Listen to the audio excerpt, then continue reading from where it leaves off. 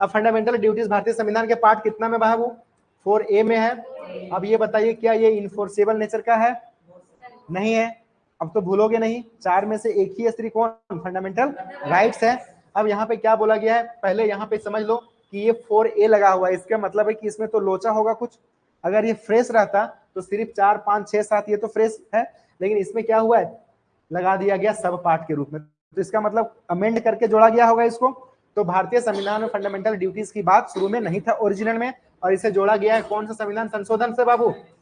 42वां संविधान constitutional amendment act कितना? 1976 में जोड़ा गया है। ठीक है, और यहाँ पे ये भी पूछा जाता है कि किस कमिटी के रिकमेंडेशंस पर, यानी किस कमिटी, यानी कमिटी बनाया गया होगा जब देश में राष्ट्रपति शासन लागू था, नेशनल इमरजेंसी लागू था, राष्ट्रपति ने नेशनल इमरजेंसी लागू था इंदिरा गांधी के टाइम पर, तो उस टाइम एक कमिटी भी बनाया गया था जिसका नाम था सरदार स्वर्ण सिंह। क्या नाम था बाबू? नोट्स में सरदार नहीं लिखा होगा, लेकिन सरदार ही थे ये, सरदार स्वर्ण सिंह। क्या नाम था? सरदार स्वर्ण सिंह। अब पूछा जाता है कि सरदार स्वर्ण सिंह कमिटी जो है वो किससे रिलेटेड है, तो याद रहे आप लोगों को किससे रिलेटेड है? फंडामेंटल ड्यूटीज से है, ठीक ना। तो सरदार स्वर्ण सिंह के कमिटी के रिकमेंडेशंस के आधार पर 42वां संविधान संशोधन में क्या जोड़ा गया? फंडामेंटल ड्यूटीज जोड़ा गया। याद है? ठीक है, यहां तक आगे चलें हम। यहाँ पे देखिए क्या लिखा हुआ है कि आप लोगों को मैंने बताया था जब ये सरदार स्वर्ण सिंह की कमेटी के रिकमेंडेशन से कब जोड़ा गया? 1976 में जोड़ा गया। कब जोड़ा गया? 1976 में। तो 1976 के टाइम पर फंडामेंटल ड्यूटीज, याद रखिए फंडामेंटल ड्यूटीज मात्र 10 था। कितना था बाबू? 10 था। अभी कितना है?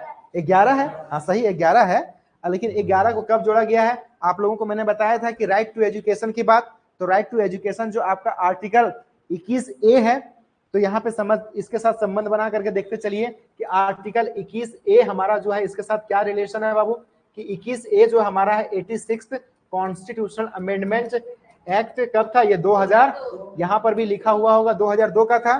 ठीक है, 2002 में जोड़ा गया, और यहीं पर लाया क्या गया था हमारा?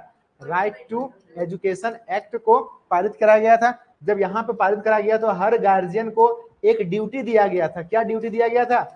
एक ड्यूटी दिया गया था कि आप अपने जो वार्ड को रखते हो, घर में कोई बच्चा को पाल रहे हो, आपके घर के बच्चे हैं, तो हर एक गार्जियन का ड्यूटी है कि उसे 6 से 14 साल तक के बच्चों को एजुकेशन के लिए शिक्षा देना, एलिमेंट्री एजुकेशन।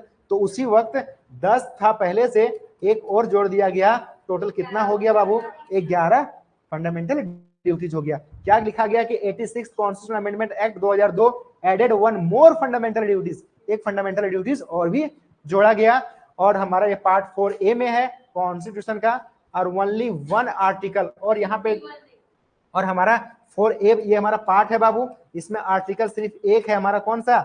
51A, याद रखिएगा। और 51 आर्टिकल में क्या कहता है? इंटरनेशनल पीस की बात करता है, अंतरराष्ट्रीय शांति व्यवस्था बनाए रखने की बात करता है। लेकिन 51A क्या कहता है रूबी? कहता है कि उसमें फंडामेंटल ड्यूटीज के बारे में, और फंडामेंटल ड्यूटीज का आर्टिकल कौन सा? 51A है। और अभी टोटल फंडामेंटल ड्यूटीज कितना है अनुज? 11 है, ठीक ना। हाँ,